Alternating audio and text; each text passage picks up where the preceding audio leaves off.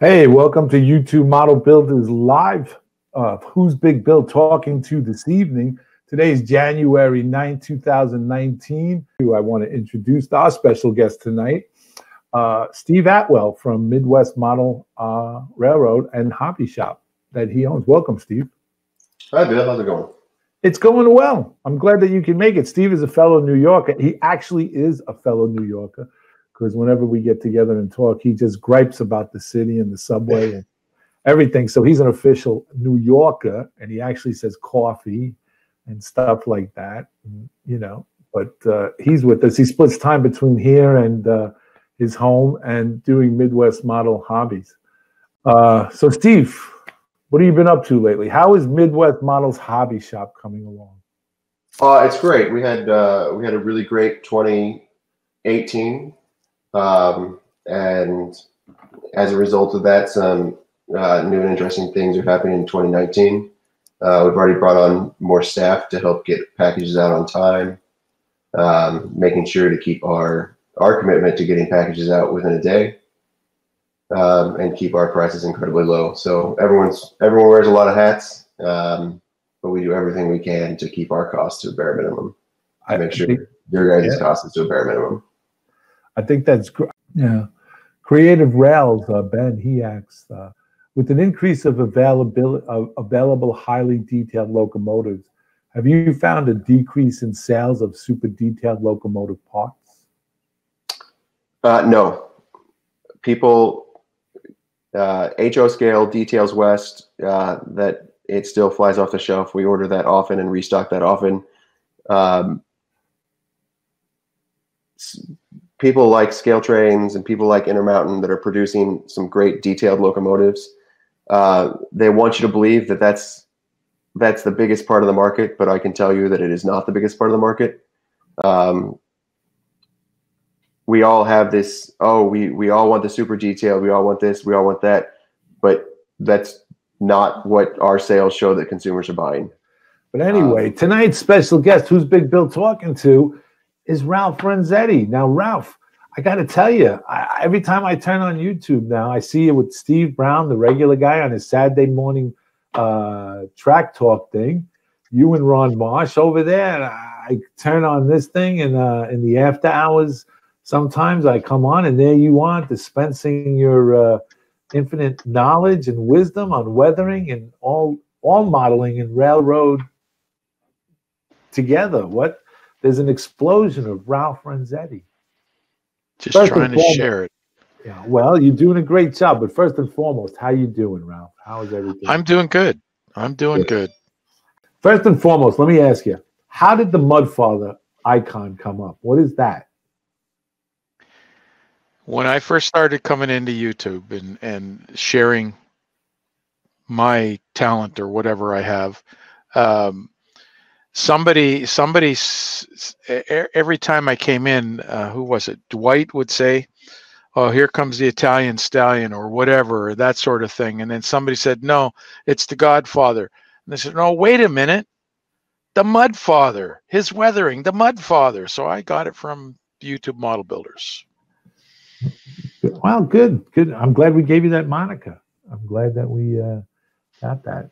We've been a big fan of yours, for quite a while, even before you appeared on the YouTube Model Builders. And me and you had a chance a year ago coming this weekend. Oh, excuse me, I got something in my eye. A year ago this weekend, me and you met up at Amherst.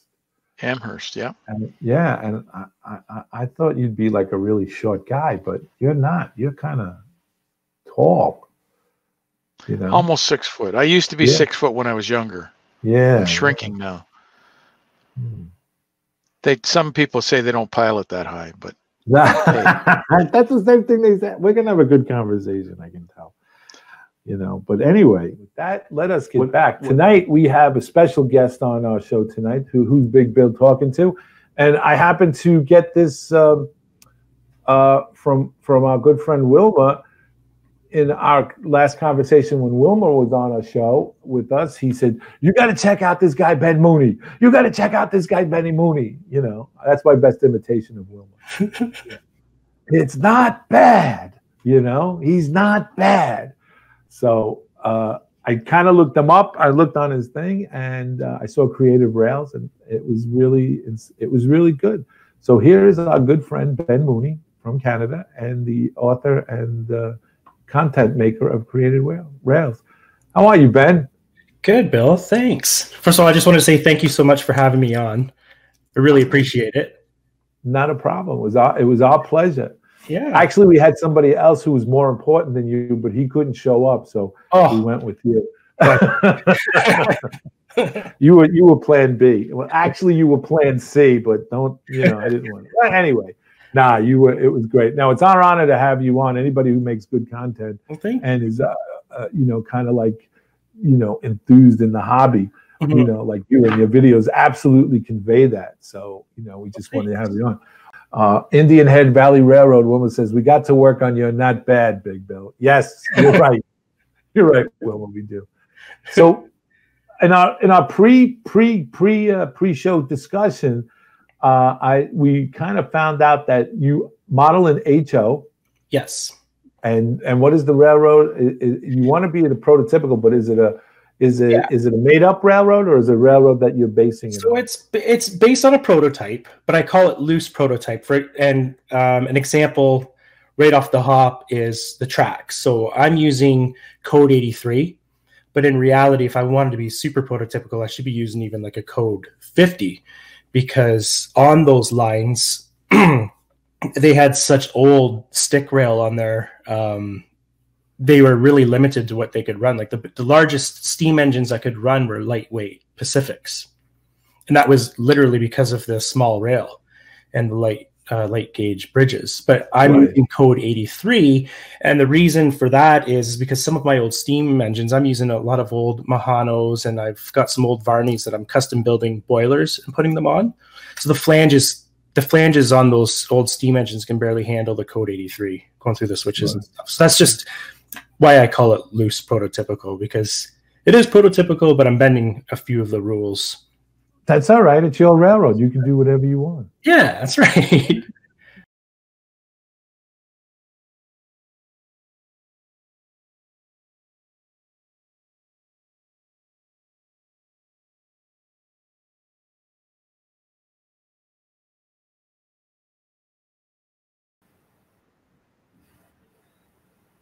Welcome to Model Railroading Live. Tonight, who's Big Bill talking to? It's April 10th, 2019, and we have new shirts. Yes, we do. We went out and spent all of $2.69 for tape, and then sent it all over to all the guys in the core group. So YouTube Model Railroading was, Model Railroading Live is now. And just so that we see your questions updating, yes, we have to update the intro. Yes, we have to get new shirts. Yes, we have to do a lot of things. There is a lot to be done when you make a changeover, and we got plenty to do. So that's something to look forward to. Shirts are on order, and we should be having those in the next couple of weeks.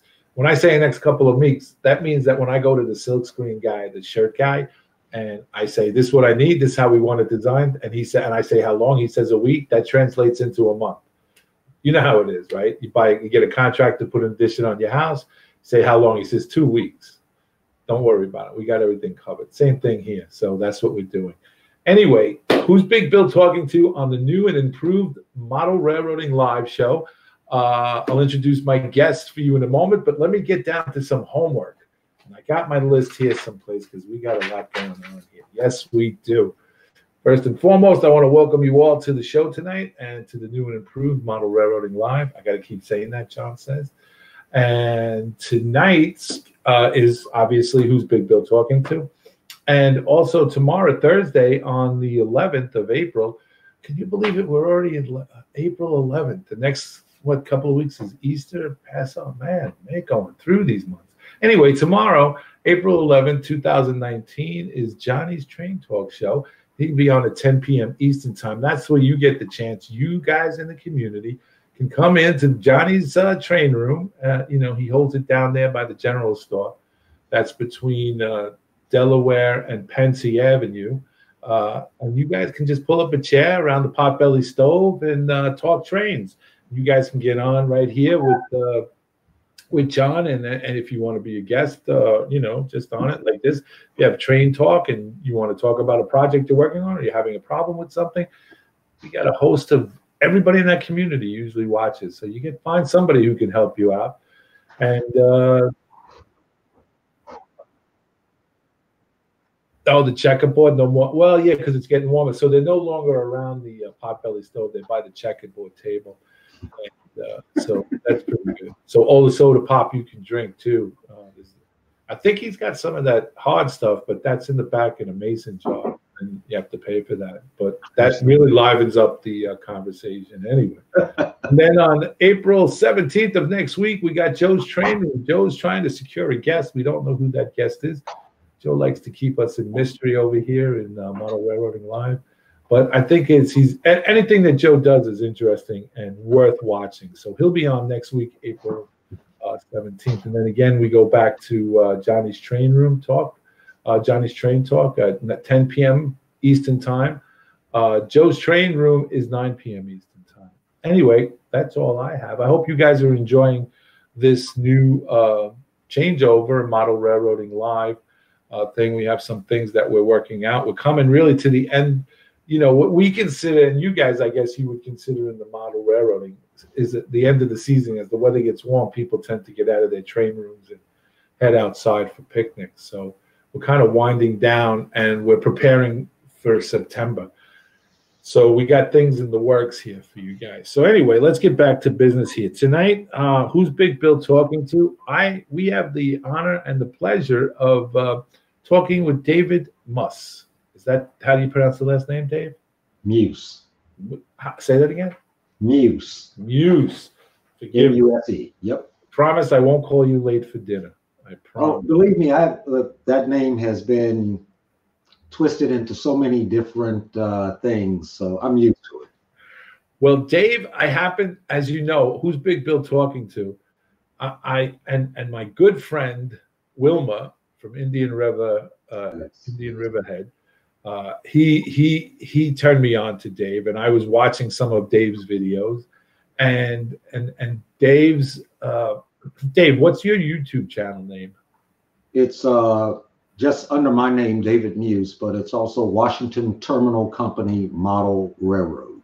And that's the name of the railroad that you're modeling, that you're doing? Yes. And that's an HO scale? HO scale, Proto-Lance. More Lance than Proto. Okay. All right. That there you go. That we should have you on a debate thing that we. Oh no. To debate Proto or freelance. But yes, he has a YouTube channel under his name, David Muse, M-U-S-E. Is that correct? The last spelling? Correct. Go to the YouTube, click on and subscribe to Dave. Dave, you've been. How can I say it? How you've been in the hobby for a while, but is this your first layout you're building? This is my very first really ever attempt at building a layout. I'm 62. I don't mind saying how old I am. I'm 62 years old, but I've been modeling since I can remember because of my older siblings. Right. A brother that's in rockets and trains or collectible items off trains. Another brother that's into RC planes, and another one that's into trains. And I'm into everything. So I've always known models, but I've always had a real passion for trains for some reason. Okay. Now, the name of the railroad that you're doing is the Washington Terminal Rail Company. Yeah. Company Model Railroad. Mm-hmm. Now, is that a fictitious name that you came up with, or how did that come about? No, that is an actual railroad. Probably one of the shortest railroads in America, and probably one of the shortest railroads in the world. I guess you would call it a short line of sorts. Ooh, say that fast 3 times. Washington Terminal Company was, I think it was around 1940, no, maybe a little earlier than that. Actually 1901, when Union Station was opened up and service was really starting to pick up there and be used. There was a need for someone or some company to handle the passenger cars that were coming in. Also, the freight that was starting to really pick up in the Washington, D.C. area. So Baltimore and Ohio formed what's called Eckington Freight Yard. That no longer exists. But Union Station here in Washington, D.C. still exists. And a lot of the original track from that time was there. So Washington Terminal Company Railroad was formed to handle passenger cars and very small switching duties for a couple of little industries right off of Union Station itself, including the REA office there. Well, for you, when I got in touch with Dave through the email, Dave and I exchanged. Dave made sure that I wasn't a stalker or some sort of cyber terrorist, and he realized that I was safe to talk to, and we got on the phone. Dave has a railroad history to him, just like we had last a couple of weeks ago with Mark Stewart from Stu's Structure. Dave lives in the Washington, D.C. area. You live in the proper Washington, D.C. No, I was born and raised and live in Washington, D.C. Right. Now, D.C. District of Columbia is it's a metropolitan area outside of there's Washington, which is we call the government side. Right. And then there's the District of Columbia, which we're the residents of. Okay. So it's really two little towns in one. Right. And the other thing is that your grandfather was a brakeman on the what railroad? It was Seaboard Railroad. He was down in southwest Georgia, in a little town called Cuthbert, Georgia, which is down below Fort Benning. Mm-hmm. And maybe it's a stone's throw, maybe 20 miles from the Georgia-Alabama border. So a nice little nestled neck of the woods down in there, and about 3 hours, 2.5, 3 hours south of Atlanta, maybe. That was my introduction into, I guess you could say, railroads and railroading, and knowing what locomotives and cars and things did after seeing my grandfather work on the railroad. And then my father and his brother worked on the railroad. I was a little too young to see them, but once I got old enough, they were all in government by then. But I would get the stories, like the GG1 that crashed in the Union Station, some of the things and people that were on the trains that they were on. They worked for Pennsylvania. Pennsylvania, right. Yeah, they worked for Pennsylvania. And my oldest brother, just a few years back, retired from Amtrak. Okay. So I've always known not only models, but passenger railroad in my family. And me as a young person, from maybe the age of about 5 or 6 up until I was maybe 16, 17, every summer I was sent down to Georgia to spend the summer with my grandparents. And the big thrill was leaving Union Station on the Crescent Limited, headed south to Atlanta. I got my train ride for the summer. Yeah. So you got a firsthand experience, and plus then you got to see the workings. Yeah, and I worked actually for Auto Train for about 3 years, but I never worked around the trains. I was a reservation agent. Oh, okay. Yeah. Well, that still counts. Counts. Yeah, but we'll count. All right. You got some grease and soot running through your veins there. Oh yeah. Can't help it. Yeah, absolutely. And the Washington Terminal Company, this railroad that you're doing. Now we talked earlier. Is there a specific era that you're doing? I guess you could, if I were to say that there's an era that I'm doing, that era would be maybe towards the end of steam and moving into diesel and up to modern stuff now. I have a thing for locomotion and machinery and how things work, not just to see them move, but how they actually work. And one of the most fascinating things to me still is to see a steam locomotive in action. I think that's true of all men. The other day I was getting my car washed, the VIP car wash out here in Staten Island, and you bring your car in, they take it, and you get out, and they vacuum it, and then the guy brings it in. But there's a big plexiglass all the way the length, and all you see is like guys standing there looking. And I turned to, like, there were 5 guys there, and I turned to all 5 of them, and I said, and all the women who were bringing their cars in, you know, the mom-mobiles, the minivans, were walking right by us, and they just kept going to the front. But there were like 5 of us guys standing there watching, and I turned to these 5 guys, and including myself, of course, and I said, "What do you think the attraction is to this mechanical monolith that we're looking at?"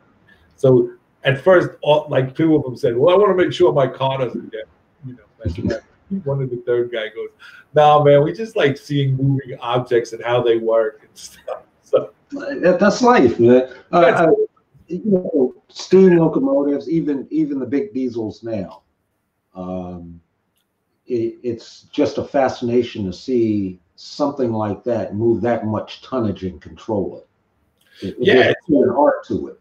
Yeah, and it's always interesting to see. And I know myself when I worked for the Transit Authority, and I used to work on the diesels, you know, and I was a new guy, you know, the old timers would, you know, we'd get on these clunky old diesels, and they'd start be opening up the panels on the side, and I'd be like, "Why are you doing that?" And he says, "Because if we don't, the diesel will overheat and we'll get stuck, and we don't want to get stuck unless we want to make money. So today we want to make money, you know." So I was like, you know, but it you know, again.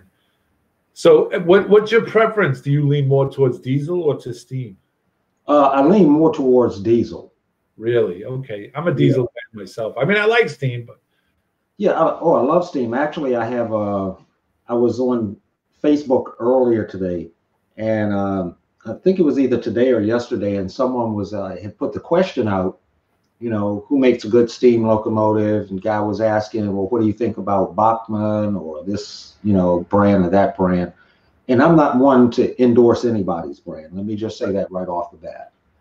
To me, a good model is a good model no matter who makes it. So I had purchased some time back, because I buy a lot of stuff from Micro Mart. They had a sale on a Bachmann Spectrum EM1, Baltimore and Ohio EM1, which pulled the Capital Limited. And I have a Capital Limited car set. Right. So I, you know, told them, hey, I've got this Bachmann, you know, the EM1, really nice locomotive, blah, blah. And I really thought about it, and that is probably one of only 2 pieces of steam that I will probably ever own. Right. Everything else is diesel because I like to paint. Yeah, right, exactly. That's the attraction, sure. Yeah, and even though steam has that allure, that's a lot of model to be taken apart.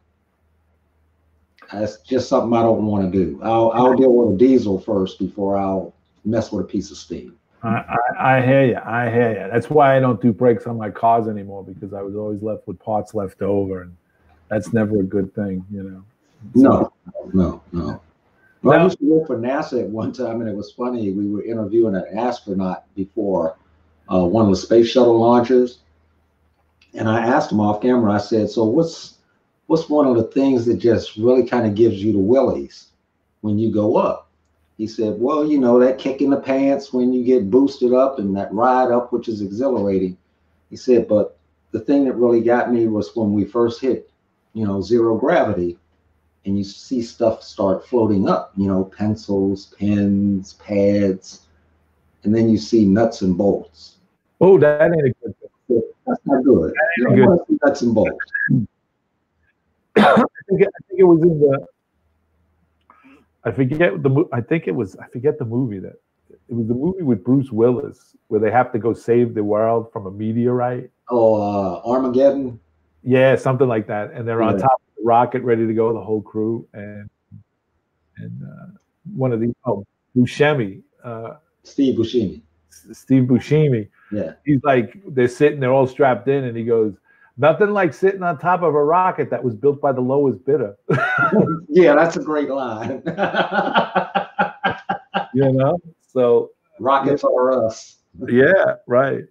So getting back to this, I'm trying to formulate this thought in my head. It's empty. I'm surprised you can't hear the little ball bearing rolling around in there. But what kind of a layout do you have, and how did you come about planning it? Well, what I kind of thought about initially, and I must say what I'm doing right now is the, I guess you could say, the updated 2.0 version of this layout. Originally, 2 years ago, I had started building it. And what I wanted, I love yards because I grew up around a yard here, Eckington Freight Yard here in DC. Right.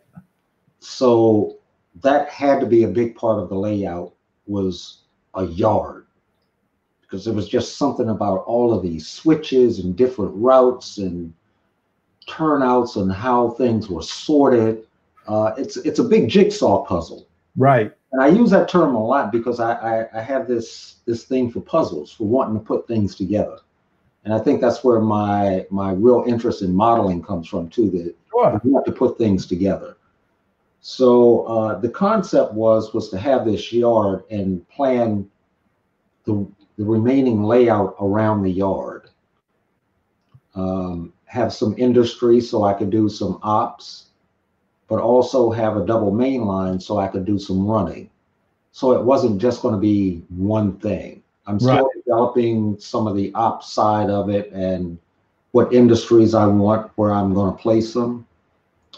Some off layout, or what I'm calling hidden off the layout staging, so that trains can go to. So it's kind of a semi point to point. So a train can come through the yard, pick up new power, drop off some cars if it needs to, reassemble, get a new crew, and then they're back out on the road and headed to their final destination. And then those cars are sorted, and the locals pick that up and take it to the industries around, and you'll be able to go, with a short delivery east and a short delivery west. So I'm trying to plan it so that when I do have friends and just whoever come over and want to run, there's some ops that can be done. Instead of just, Cool. And obviously you probably have like this tremendous basement where you have all this room where you can just make this Washington Terminal Company Railroad. Is that true? No. Shucks. Okay. I'm finally going to get that guy here. Let's get down to some nuts and bolts here. Okay, let's do that thing. I take care of or I help my siblings with my 97-year-old mom. Okay. So my mom and I live in the apartment downstairs. Okay. My brother and his wife that own the house live upstairs. Okay. Effectively taking the basement out of the equation for layout. Okay. So I had to think, what do I want to do here? Well, you only get one shot at life, and you better take the best shot you can. Yeah, that's it. And nothing's really promised to us. So I said, this is a bucket list item, and I'm going to do it. Okay. So I got the blessings of my brother that owns a house and his wife. And his wife is actually kind of into model railroading herself. She likes the beauty of the early passenger trains, LNN, Illinois Central, railroads like that. So they allowed me to start building it. The only place I can put it is in my backyard. Okay, and you piqued my interest now. Hence the modules. So if you see me on Facebook or you see my YouTube channel, you notice that everything is a module, and you see it sitting out on a deck when everything's put together mainly, or what I have completed so far. The deck will hold the main portion, or what I'm calling the main portion. It'll hold the yard and a section called Ivy City. And then it'll go out into the yard about, right now I'm projecting about 54 feet out, and do a big loop back.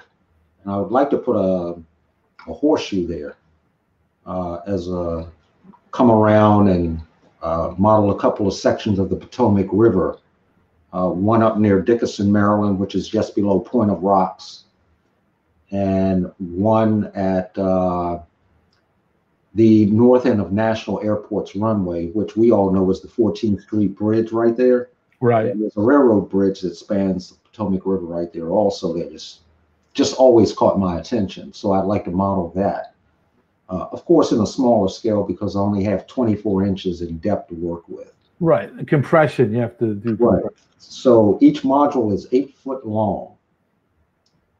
Most of them will be 24 inches wide, except for the ones where the yard is, that's 33 inches wide. And they're light enough where I can break them apart electronically, take the clamps off, turn them up on their back, and take the legs off and store it. Or if I want to leave it out, I just take, I plan on taking some plastic to put over it to protect it under certain conditions, because we have a lot of humidity here. So I have to think about that humidity getting up under the plastic and affecting the layout that way. There are a lot of things I have to consider with doing this. Right. I'm not going into it willy-nilly blind and just saying, oh, you know, guns are blazing, I'm going to build this and nothing's going to stop me. I'm really thinking about some things. Not that I've thought about everything, and not that I have the magic potion that's going to make this all work, but I'm having fun doing it because I'm building a layout. There you go. So oh, go ahead, Dave. I'm sorry. So I've gotten some, early on, I got some interesting comments from YouTube viewers, like, you know, hey, you crazy. And I told them, yeah, I am. We're all a little crazy. We all want to try something a little different sometimes. And it's not like I'm trying to be different, but this is how I get to see my dream come true. Hey, right. Okay. So if it means putting it outside, I'm going to put it outside. I got a question for you from Sparky 107. Good evening, Sparky. Hey, Sparky, how you doing, man? He wants to know, why not 2x4 modules like most people do? Why 2x8? Number one, the distance that it could cover for me. I've seen some modelers do, like in Fremo, do 2x4 or 2x6. For the yard area, since I'm at home and I'm not really traveling or plan on traveling a lot with this, I may take it out and set it up somewhere like at a school or, you know, something like that. Who knows? I just thought 8 foot was better for what I was trying to do. And actually, that's a good point he brings up. I have some pictures. Let me get to them right quick. Sure, go right ahead. Kind of show you. Let's see. Let's get that there. Let's get that there. Let's share the screen, David. Let's click that and share with everybody. Close the message. And let's hit that. All right. Sorry, this is kind of exploded out. But this curve right here is about a 30, the outer curve is a 36-inch radius. 36, 37-inch radius. So what I was trying to do was make sure that I could have a lot of curve, because I want to run long passenger cars and kind of long freight cars also. So that's why these are 33. That just now it makes sense, because you're running passenger cars in and out of this as well as freight. But the main purpose of this yard is passenger cars. Well, okay, this picture here I think is a better one. The two lines to the right-hand side are the main lines. Next to that is the passenger arrival and departure, and then it goes into the passenger terminal. And you see a passenger car down there at the end, a stub pocket right there, and then the second one. Now I put a platform in there, and there's a crossover so they can get to Ivy City. this is a freight main and this is a freight main. So this is arrival and departure. And then there's the yard. So what I wanted to do was first keep congestion down so you could always get trains in and out, because there'll be commuter trains also. Right. But still have a lot of access into the yard, so you didn't have to necessarily come out to the ladder to switch, but you could if you wanted to, and you still didn't foul up a line getting in and out. And that's why I put that crossover there also.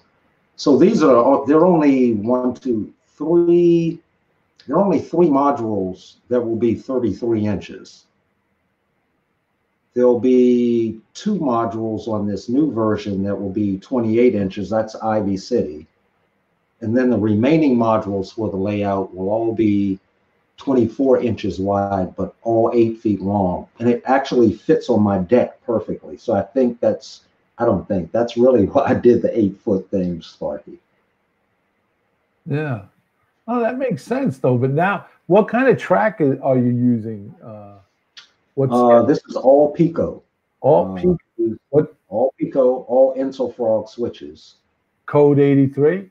Code 100 on the main line and code 83 in the yard.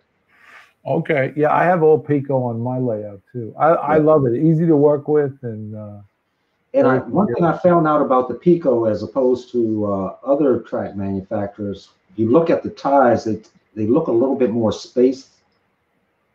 They look like they're spaced a little bit further apart. Yeah. So what I do is I actually work the track in and walk it in. And instead of cutting ties out, I just move the whole section of ties down on the rail so I don't have to cut ties out.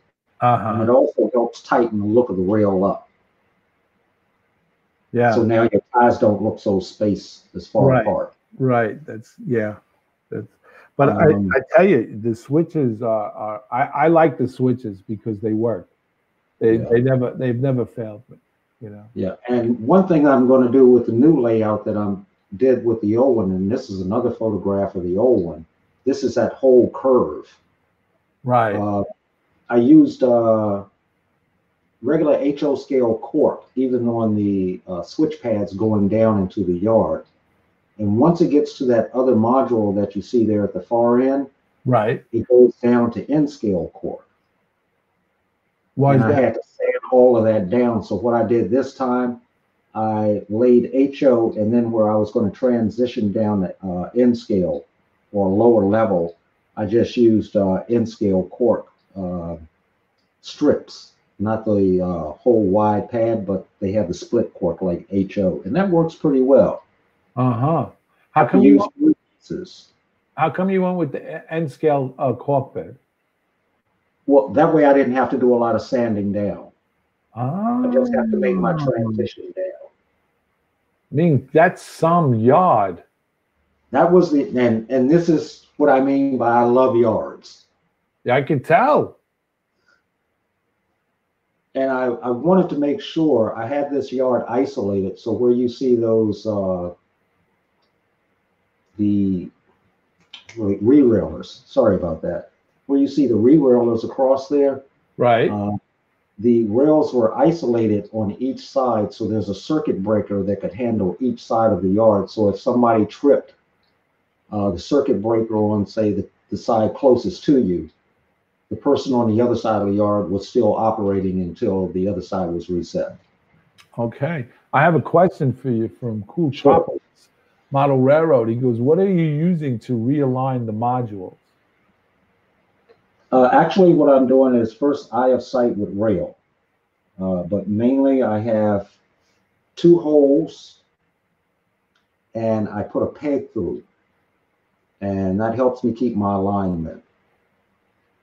Underneath alternating modules on one end, I have, because I'm using the same depth wood, both top and bottom on the face of it, with each module, I have a little lip right there. So when I set the modules together, they're already at the same level. Does that make sense? Mm-hmm. Okay, so if you look at this picture and you look at the end of these modules, they don't have it on them yet, but you'll see that all of that wood is the same size, whether it's the top plate where the rail is going to go or the face plate right there at the end of it. And I was hoping I had a photograph of one of them that had the little lip catch. This is two of the modules finally put together. And the one you're looking at is the approach. It'll have arrival and departure. The main line will be in the back, and the kick out is something new I added, so I could create wider curves, and that will handle a Y going into and out of Ivy City. Yeah.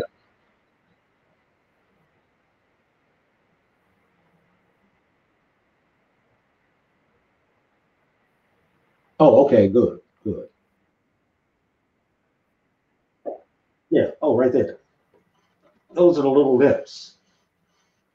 So when I set a module down onto that, because I'm using the same depth wood, and I make sure I keep that depth consistent. When I set it down there, all I have to do is level the module out on the other end, because the end that it's going down onto is already level. It also saves me legs, so I don't have to put a leg on there. And right now, that module weighs roughly, with nothing on it, I think it's around 7 pounds, 8 pounds, believe it or not. I do believe it. Well, I have 1-inch foam in there. I have to concur with Sparky. He says, wow, that is beautiful bench work. That's almost like a piece of furniture. Thank you very much, Sparky, and thank you very much, Bill. I'm not a carpenter. This is my first attempt at all of this. I love it when guys, I've never played pool before. You want to play pool? Yeah, I got $100. Want to play pool? Yeah, I never played this game, poker. How do you play?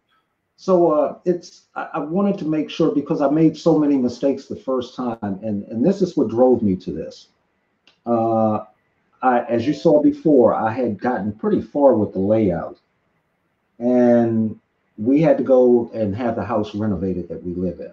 So that wound up taking a year, which meant the layout had to go into storage for a year.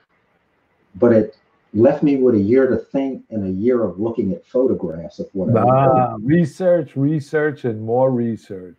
Right. So then I start really, when I got on YouTube, I really started looking intensely at other modelers and what they were doing. I watched Sparky. I watched Vinny at BNSF 6951. Arthur Houston, I watched him a lot. Derek Glass was one of the early YouTubers I watched and got a lot of good tips from. I did say Sparky because Sparky has and I'm not trying to blow smoke here to anybody. You're not trying to blow sunshine up his skirt, is what you're saying. No. Yeah. Sparky had a sense of humor on YouTube that I just enjoyed hearing. It's like, oh, this is a down-home guy I can connect with. So people like that made me really start watching, and probably the two people that really got me to start thinking about a redo. Stephen Bennett. Oh, yeah. A fantastic layout and does some really great work. Yes. And Mike Pfeiffer at Pfeiffer Hobby. Yep. He's an N-scaler. Him and his grandson got together and started rethinking and redoing their layout. And I think that was really the impetus for me doing what I've started to do with this, because I was winding up seeing a lot of mistakes starting to come up. Right.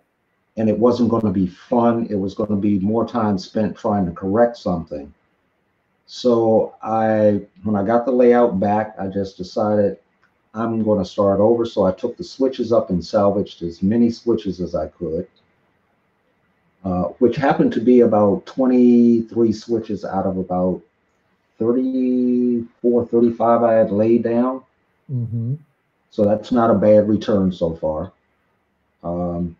And recondition the wood that I originally started out with. This is not new lumber right here. This is all the lumber from the old layout. Right, you repurposed it. Yeah, and I use DAP to hold everything together, even putting the foam and the inserts into the frames, and that's 1-inch foam I'm using. Okay. And then this is when I started to rethink some of the areas I had started out with. This one in particular, which is the main line and approaches into the yard and the passenger terminal. I wound up with this new configuration using 3 less switches, and I had a very bad double S in what you see on the left-hand side of your screen, those 3 switches in the middle on the left-hand side. There were actually 2 more switches coming off of that to get to one location. That just didn't make sense. Right, right. So I learned a lot of lessons from watching a lot of other people, listening to how they did things, going back and really looking at the mistakes I made first, so I didn't come back and repeat those. Right, right. I think it's utterly. I mean, really, it's very, very impressive, Dave. It really is. And the fact of the matter is that you, you know, that you went back over it. The beauty of it is the fact that, you know, small things that happen that you kind of say, oh, it's interfering with my fun, was the renovation of the house. But what did that give you? Gave you time to do research. Can you go back to the last picture? You cut that switch down, right? See, a lot of people wouldn't do that. You cut that switch down. Yeah, I've actually done this a couple of times, and I find that if you are very, very careful, you can really manipulate a switch quite well. I agree with you. I wouldn't try curving it, but no, but I understand what you're saying. Yeah, some people, I got you. Yeah. But you had the fun, you had the research, and you did the research of it, and that's the big thing. I think that is the research is half the fun. I think it's part of the model building. And I found on the other layout, I really had this kind of weird interest in laying cork for some reason, especially where switches work. Right. And I learned very quickly how to do my own switch pads. Okay. So that I can still keep the profile in between the tracks, and still, when I go to ballast, it'll really give that nice profile look right there at the switches also. Right. And I actually learned this many years back. Had to be about 30 or 40 years ago. I had a little model workshop, and I had some track on some wood and put some cork on it, just playing around. And I read an article on laying cork. And this, I don't remember who wrote the article, but the guy talked about doing switch pads this way, where you take regular cork strips and you plot your path out using the switch and the route you're going to use, and you just start from there and you just start working it in. Takes a little bit to get used to, but the results are worth it. Yeah, I agree. Sorry about the fuzzy. No. We get the idea. Don't go so fast. Everybody's like, yeah. I just wanted to get past the fuzzy stuff so we could. No, don't worry about nobody's paying attention to the fuzzy stuff. Really. What time is it? 9:43 p.m. Just give me a minute here. I'll take a break here. I want to get to it before the room does. I just want to give out a big plug. Sparky 107, May 18th, Steamtown. I'm gonna beat you to the punch, brother. I beat you to the punch. So you don't have to put on the Q&A. Steamtown. Anybody who wants to go to Sparky 107's channel. He'll give you the heads up. He'll let you know what's going on. They're forming a dinner. I think they're getting reservations together. I don't know the whole complete story, but I just want to put that out there for you. And that's the end. Don't forget the check's in the mail, right, Spark? All right, here we go. There we go. That was the end of the commercial. All right. So with that, Yeah, we're back. We're back live now. We're back. oh, okay. Sorry, Dave. Sorry, I had a senior moment there. I was now just to recap. I just want to recap. Now these are modules that you built, okay? Mm-hmm. And you built them in sections. And this, from what we're looking, you're downstairs in downstairs in your apartment, and this goes out to a deck, and there's a deck above you. No, this is right out my back door. So it's okay, on, but these posts that I'm seeing, is there a deck above you? Yes, there is. Okay, so you're underneath the deck. Yeah.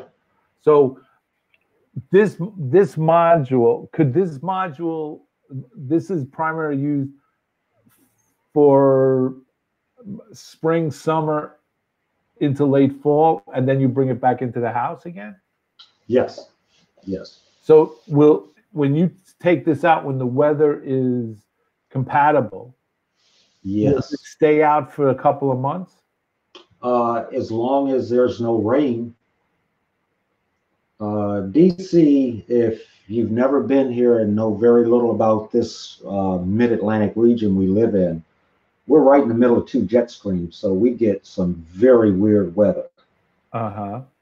It could come from Texas one day, and it could come from the Great Lakes the next day. And it's a very mixed bag. So what I do is I follow NOAA weather quite frequently and intensely, and keep an eye on extended forecasts. So I kind of plan ahead what opportunities I have to put the layout out, even during the week. It's not just the weekend. Okay. So I can out for a stretch of time during the week. If I get, let's say, 5 days in the week and it's going to rain on the weekend, I'll put it out for 4 of those 5 days. Right. Now, the other question I have for you is, if when you take these in, can you like put two together where you're in your living quarters, and if you wanted just to play trains? Yeah. Because that's only 16 feet, and that I just can squeeze it in. Right. Excuse me, Dave. Are we? Because it said it was offline, John. On my other screen, are we back? I guess John's working. Yeah, we must be back. All right. Okay. No, John Dilly, I am not pushing any buttons. I have no control over anything. Hello, John. That was YouTube. I just got word from the control booth upstairs that that was YouTube. Thanks, John. Is that John Dilly? No, that's Johnny Reb. Sorry. No, John Dilly, I'm answering. He thinks I'm pushing buttons. I'm not. Yes, that's his. Yeah, we have John is upstairs in the control room right above in the international headquarters of Model Railroading Live. So, he's doing all that. Container Man 8, you're correct. Some of the pictures are a little blurry, but Dave has absolutely apologized for that and for the inconvenience. Profusely. Yes, profusely. He's profusely apologized. So. Oh, well, here's what we used to say. Here's our response in the Transit Authority. We are sorry for the inconvenience. We do appreciate your cooperation. We will be moving momentarily. Thank you. Have a nice day. Okay, Dave, back to you, brother. I like this look. I'm telling you, I think we should start a GoFundMe page to get you a built-on thing there. So you could I have to say, Dave, you have really put a lot of thought and energy into this, and it has paid off considerably.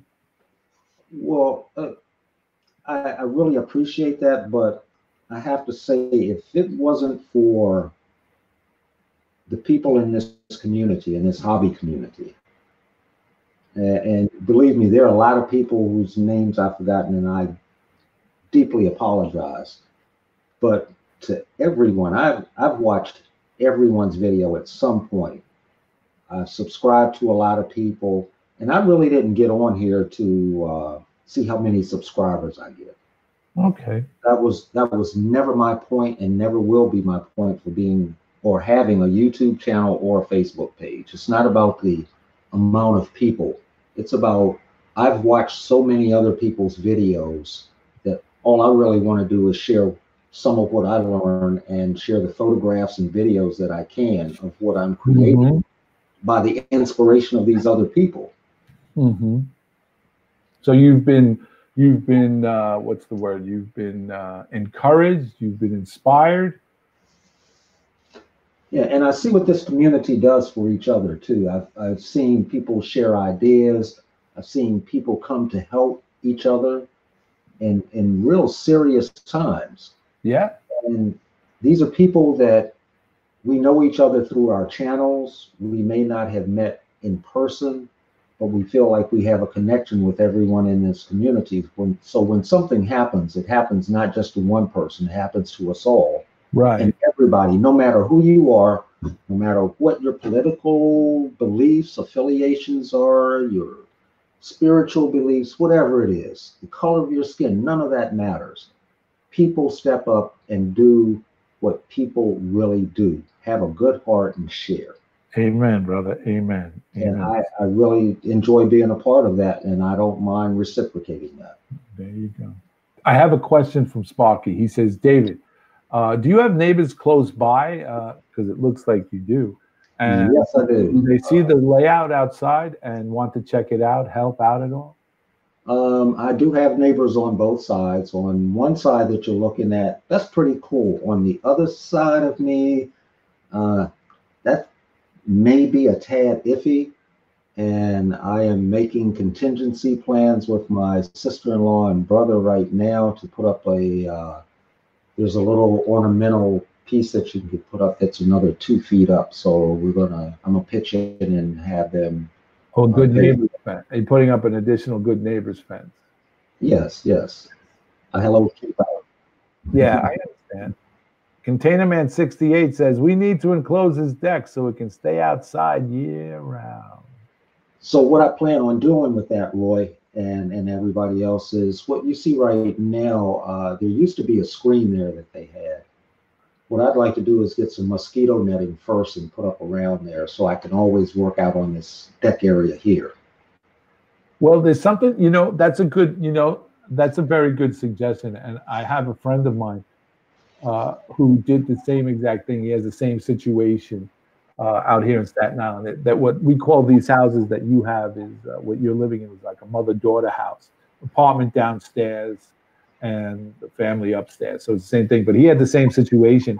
And what he did was he went and he measured like where your posts are, and he built the screens himself. And he framed them out with aluminum, and he put the screen netting in there, and then he built tracks around and then slid them in and then attached them. And then when the fall came, he just took them and stored them in the shed. It's something to look into, Yeah.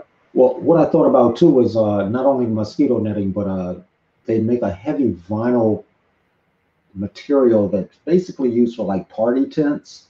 Yes. We have a lot of catering services for NBC area. So I may be able to get one of those and use that to put up around the sides. But with that, where you may run into a problem with that is it will if it's a vinyl, it will most likely build humidity up inside. Yeah. That you got to really have to have it vented well.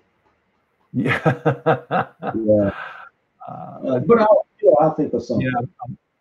Indian Head Wilmer says my eyes must be bad because I see the pitches well. LOL. And Container Man 68 says Wilmer, it was blurry. Container Man 68 says it was blurry until I refreshed. And then Sparky says, let me guess. He built the deck too, but he's not a carpenter. Wow, even that is fabulous work. No, I didn't build a deck. Oh no. I'll keep my name. Okay, I'm screening through there. John. Let's see. Not bad decking and bench from Wilma. Sparky says, amen, David. Yes, sir. Great group of people. MHO Junction Lloyd, he says, hello, David. And hey, how's it going? And here's our good friend Stu Structures, Mark Stewart. I feel that we are all brothers of this info family, and we do all share whatever we can. It's definitely all good. Yes. John Dilly says, I agree. Stu was doing to the beanery. David going out to put, Indian Wilma from Indian Head Valley Railroad is asking, David, are you going to put any structures on the modules? Oh, definitely. Definitely. Can I come out of sharing? Sure, absolutely. As much as you're going to miss those photos, but yeah, absolutely. So let me kind of minimize that. All right. So I brought this out with me. I like kind of weird things. I don't like to be the same sometimes. And I like to take models to see what I can do different with them. So this is one of the plans I have for layout. This is the Walther's diesel facility. And normally it's only just one platform. But no, I had to put two together. So this is an inspiration I saw from Vinny when he did a scratch build for someone. I cannot remember the name of that thing now, because there was a big kind of running joke with Vinny and some other people about the name of it. But I saw what Vinny did, and I said, well, wait a minute. What if I just took the platform and the inside superstructure for the same kit, use that, but redo the walls of it and turn it into what I wanted? Because I looked online and nobody offers a double length diesel facility. And I see so many modelers with the same building on their layout, and it's always a single building, and you can barely, well, really, you can't put two locomotives in there comfortably if they're lashed up together. So, and passenger trains came with both locomotives lashed up, or you had an ABA set. Well, in this configuration, I can put an ABA in there. So I'm a scratch build the sides. Thanks, Vinny, for the inspiration on that. And see what I've come up with. As far as a building for that, I'm going to have some industry, which is going to be a cement company, along with a lumber company. And then there's a small warehouse district here in DC. So I'm going to use, Walther's has a couple of warehouse buildings that look exactly like one of the buildings I want to put on the layout. That'll be a place to switch. Understand, DC does not have a lot of industry at all. The only thing we put out in DC, and it's not usable, sometimes it's trash. That's what actually moves out of here. I'm not being sarcastic or trying to make right. I understand. But we really don't have a industry here. Coal was the industry that came through DC and dropped off, and a little bit of freight, but that's all gone away now. So there's places like Laurel, Maryland, where there's a CSX main line on Route 1. So I'll go out there and take some pictures and model some of those buildings. There's a paint manufacturing facility there that I would like to model. Okay. There'll be some small commuter stations along the way. I really haven't thought about some other bigger industries, or more accurately, mid-sized industries that I can put on the layout. But one I do, if you guys ever ride the train into or out of Union Station, when you're coming in or going out, if you look over to your side, you'll see a building that looks just like a pipe stuff building. It's called Central Armature Works. It's a split level building. They have a few maintenance trucks that sit outside and a bunch of bundled wire. So I figured that would be a nice little kit to make. That's a scratch build I can do. Has a nice little parking lot. Even though the original building doesn't have rail service to it, I'd like to put rail service at the side of the building. Nice. And still be a parking lot. So there are little things I'm trying to do to create industry around the layout that we can switch out. But if you all have suggestions as I go along, I'm open to that too. All right. Well, I have some questions here that I'd like to get to for you, Sure. Dave. First and foremost, Containerman68 says, bad news, everyone. I lost my Santa Fe hat to the burned wood falling down onto it. Not sure if it will come clean in the wash. We here at Model Railroading Live, Containerman68, I sent this over to our research department that's sitting out in the living room, my wife, and she said basically if you take a clear tub and fill it with warm water and put some Oxy, that Oxy cleaner detergent, and you let the hat soak, it will lift that grime up, and then you can wash it in the thing. That's no charge, by the way. I'm glad you're coming through that okay, Roy. Yeah. Let me know how that works out for you. Let's see. What type of lumber? Drew 27 asked, what type of lumber was used, and are you going to use switch machines? Santa. I'm sorry. It was a Santa hat, not a Santa Fe hat. I do apologize for that. Okay, back to our regular programming. All right. I want to know what kind of lumber you used, and are you going to use switch machines?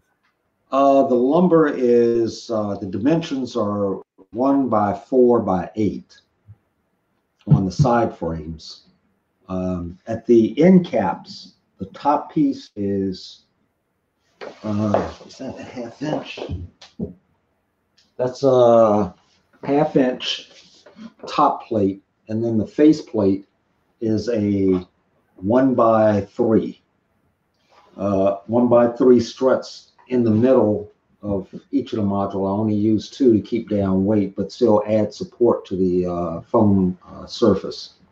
Right. And that top plate is actually hard hobby oak that I get at Home Depot.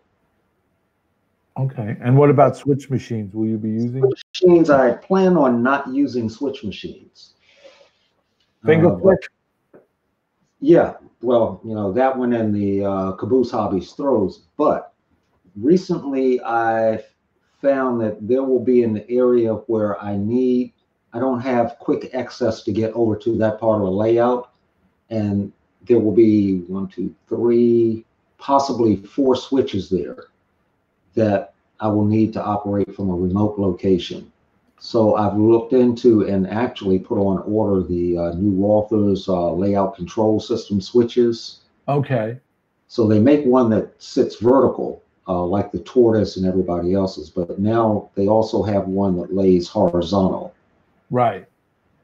So what I'm going to do is make a wooden base for that to screw in, take some foam out of that 1-inch bottom and affix that with a good strong adhesive that won't attack foam, and use that switch system. I've got some of the parts for that already.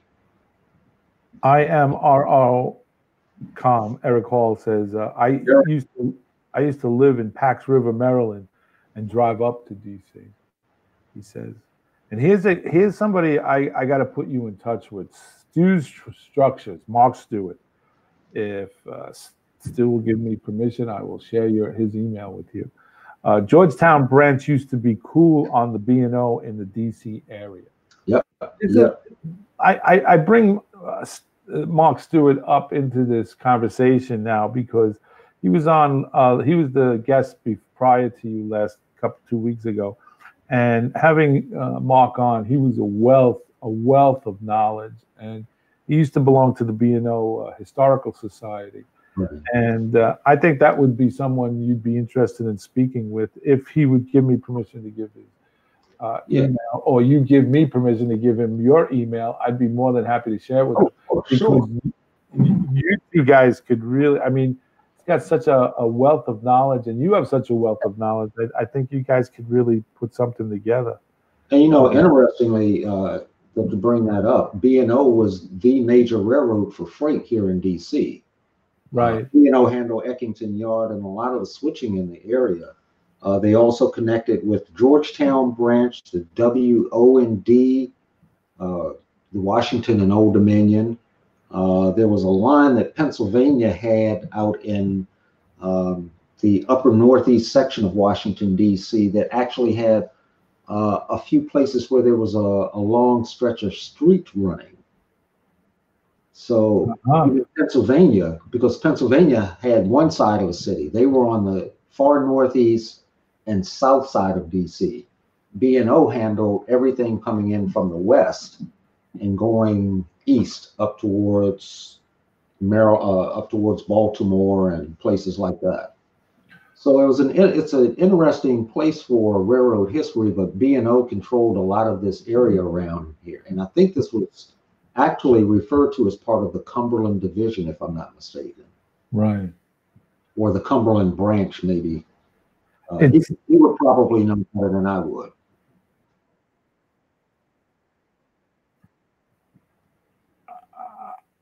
Oh yeah. Sparky 107. He says, who's Big Bill talking to is a great show.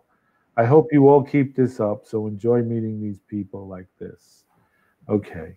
Thank you, Sparky. That was a very nice. I want to clear something up. Sparky saw my video on Junkyard Blues. The Junkyard that I did. And he compared me to Luke. He said that it was like Luke Towan. I have to admit that was a very, very nice and flattering compliment. Yeah. But I have to tell you that I am so far from the level of Luke Towan that my motto is I strive for mediocrity, and anything above that is a great day. So, I strive to do what I can do, and sometimes that's just mediocre. And I don't have a problem with mediocre. I always try to get up to good, not to greatness, but to good. So anything above that is good. And I have to say that Junkyard, just like Dave here talked about planning out, that had become an obsession with me, where I would wake up in the middle of the night at 2:30 in the morning, go to the kitchen, go to the dining room, sit down, make a cup of tea, and just sketch out. And I'm not a sketcher, just sketch out. So I understand the obsession, and I want to thank Sparky for that. By the way, I don't mean to interrupt you, but I'm going to say also, I watched that video of the Junkyard and almost lost my mind laughing because it was such a great scene to see. Number one, the characters in it, and I like Socrates the best. But he's the dog, yeah. The whole scene, the fence,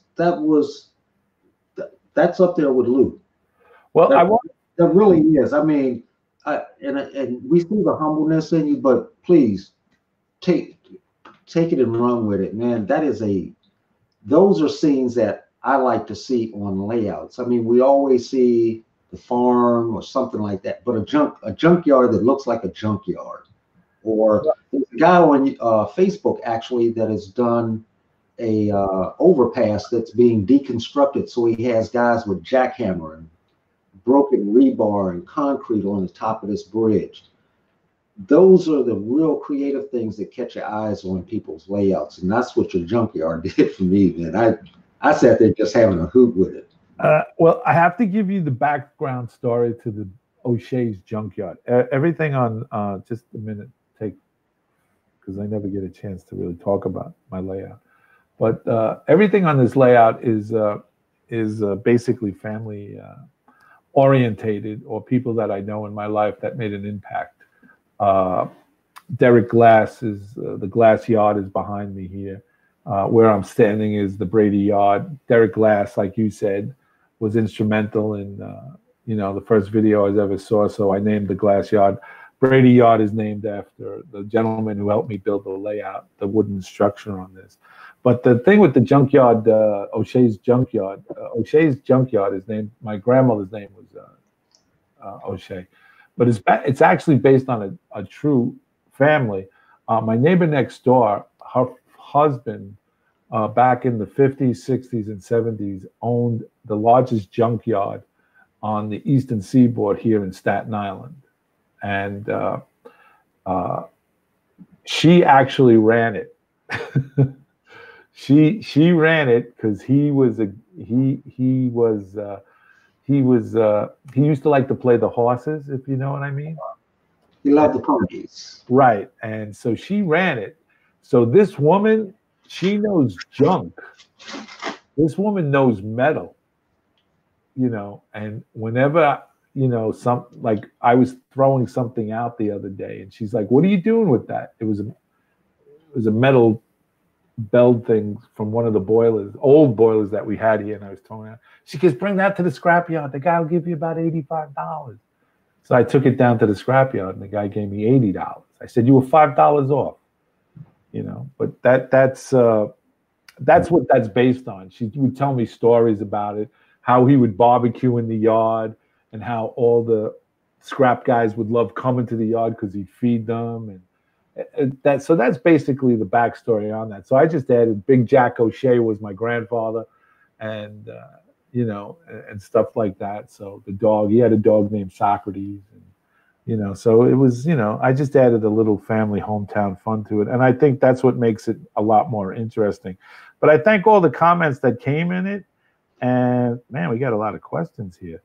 We're really running a little bit over, but that's all right. I like this. Yeah. Let's see where we are. Hop said, Big Bill talking is great. Thank you for that.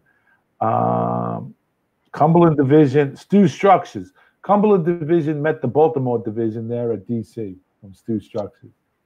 Okay. Look at this. You guys are hitting it off already. You guys are gonna have a bromance.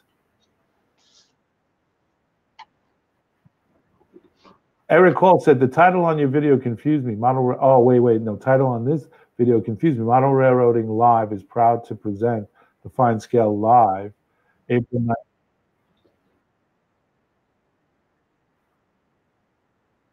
Yeah, my director is talking to me in my earpiece, and he's telling me you had the wrong glasses on, Eric. I'll leave Eric alone, man. Okay. I can't repeat that on air, John. I'm sorry.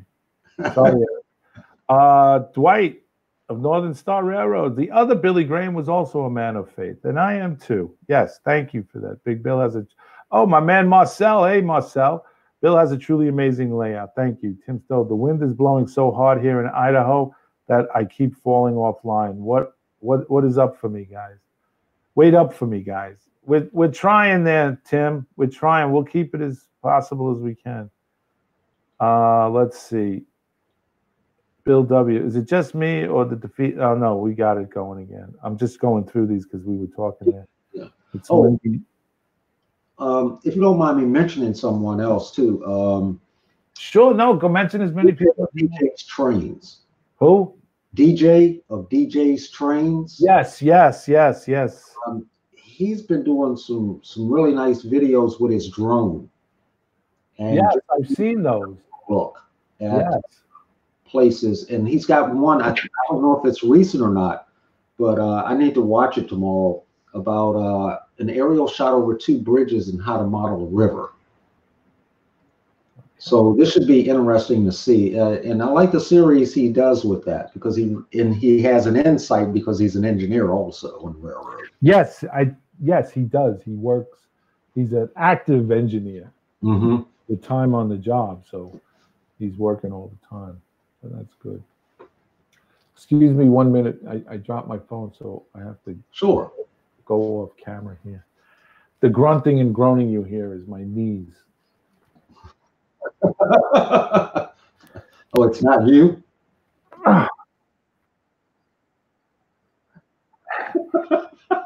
I tell you, you know, I'm 63, the same age as you there, Dave. And I tell you, getting under this layout, I got to install some stuff, some electrical stuff on there.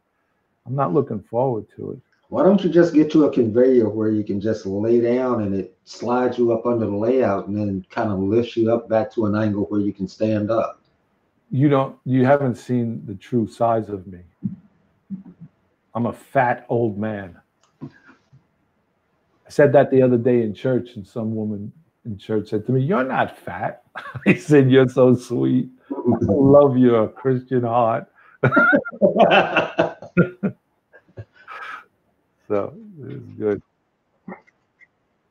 Yeah, if my wife is 100, my wife's the same weight she was when we got married, 115 pounds. So when me and my wife stand together, we look like the number 10. 1 and 0. Oh, Because that's how big I am. that's cold. Oh, it's the truth. I can't help it. I know it's cold, but it's the truth. While we're here, and I know some of you have seen it on my channel where I talked about the electronics I was using before. I'm using basically the same electronic setup that I used before, which was the EB ones and splitting things off into districts for the yard and all. But what I'm going to do this time, I'm going to keep the yard just on one circuit breaker instead of splitting the yard up into two different sections. Just saves me an EB1, plus I can use that over in Ivy City. Now, Dave, just to reiterate, your YouTube channel is under your name? Yes, it is. Dave or David? David. And it's MUSE? Yes, it is. Okay. There it goes. I put it out there. So if you guys have to go out there and check out his YouTube channel.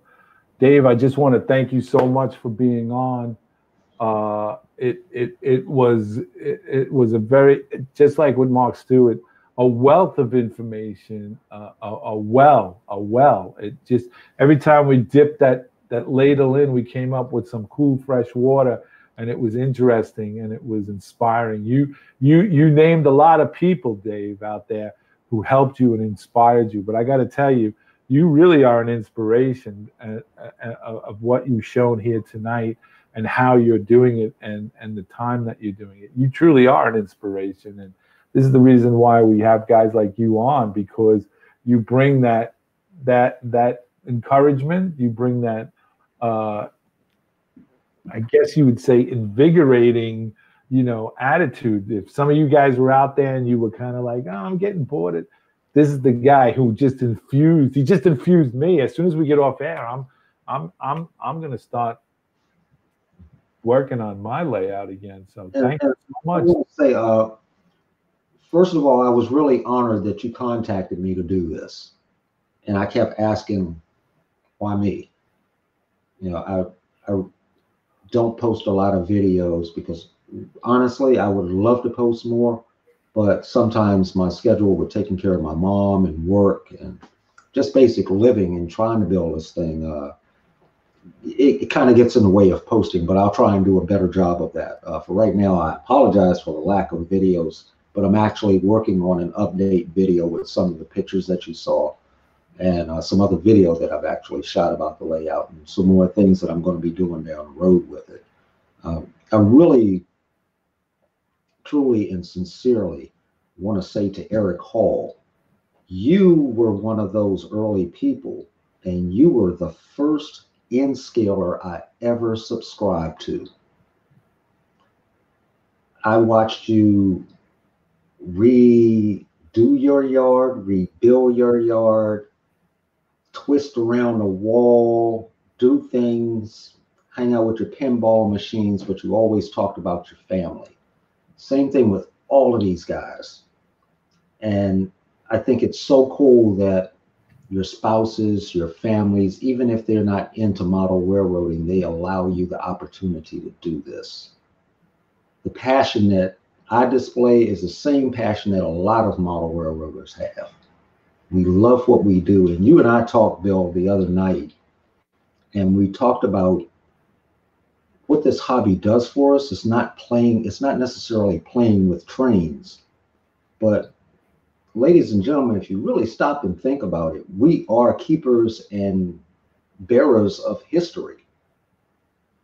Whether you're dealing with Canadian railroads, American railroads, European, no matter where it is, when we put our hands on a model train, we're dealing with the history of it also. It's not just a model now. it becomes a representation of something from the past. Everybody's into the big boy. Everybody buys a big boy. Everybody buys a turbine. Everybody buys a DD40. These things are not just toys for us. We can teach from these also, and people have been teaching from them. Ken Patterson, who does, I think, a pretty good show with What's Neat, has a young guy, Daniel Coombs, I think that's his name, who is really, really smart and in on the electronic side of this. Sparky and so many other modelers, including Bernie from Bernie's Model Railroad. Every holiday, he has families come by his house and have an open house. And actually, Bill, I think he's up around your area somewhere. It's people like this who show young people, hey, there are things to do with this. You can have fun with this. It's not a computer, but you can still have fun with it. We need to get the young people away from computers and show them that something else exists. And at the same time, they're going to learn a lot of history about what came before them and what came before their parents and grandparents. So I want to say to all of you, sincerely, thank you for what you've done for me, because a 62-year-old guy on social media, I thought I was never going to be. And I'm here with you all, and you all have shared with me, and I really appreciate that. And I hope I can return all of what you shared with me. Bill and Johnny, thank you very much for the time and the opportunity to talk to your community. I appreciate it. Well, thank you, Dave. And Eric Hall responds, he says, thanks. I was not expecting that. He says, I'm just a guy with a video camera that probably should not have one. Eric, keep it frosty, man. Well, Dave, we thank you very much for being a part of this. And guys, thank you very much. Hey, Roy, be safe out there on the road, man, and hope things work out with the fire thing. There we go. That would be Container Man 68, correct? That's right. That's it. Yeah, be safe out there is right. I watch those trucking videos. People out there can be a little crazy. I love the rants. I think he was born in New York. Yeah, he probably Brooklyn. Maybe Queens. Maybe Queens. It sounds more like Queens who got transplanted somewhere else. Yeah, more like the Bronx, I think. But anyway, thanks for being on, Dave. I greatly appreciate it. Tomorrow night, Thursday, on April 11th, we're going to have Johnny's Train Talk Show. Welcome into Johnny's Train Talk Show. Come on in. Mosey on up to they're no longer around the potbelly stove. They moved over to the checker table. So the door's always open. You don't have to knock. Usually keeps it open.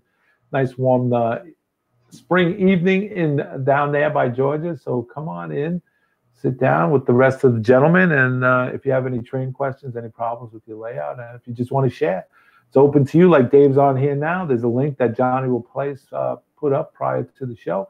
And, you can join in on the conversation, or you can do the Q&A, whatever fits your fancy there if you don't have a camera or the ability to get on. But anyway, tomorrow night at 10 p.m. Eastern Standard Time.